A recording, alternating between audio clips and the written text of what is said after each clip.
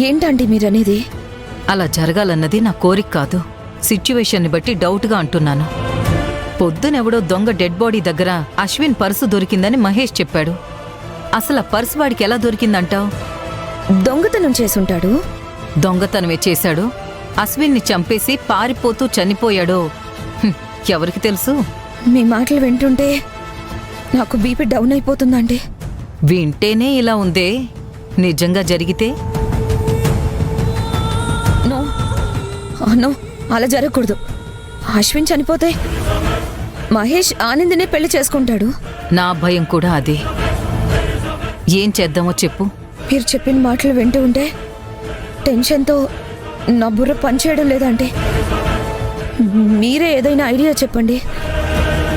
మహేష్ ఆనంది వైపు తొంగి చూడకూడదన్నా, వాడు లైఫ్ లాంగ్ నీ చెయ్యి పట్టుకుని ఉండాలన్నా ఒకే ఒక్క దారుంది. ఏంటా దారి? ఆనంది అనేది ఉండకూడదు.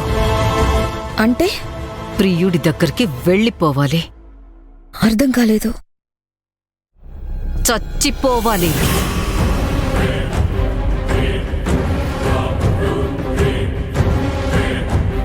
ఏంటంటే మీరనేది? ఓ మై గాడ్, అంటే ఆనంది చచ్చిపోవాలా? ఎస్, అది చచ్చిపోవాలి. కాదు కాదు, మనమే దాన్ని చంపేయాలి.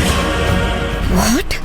మనం అంటే మనం కాదు, మన చేతికి రక్తపు మరకలు అంటకుండా ఆ ఆనందిని పరలోక యాత్రకు పంపిస్తాం.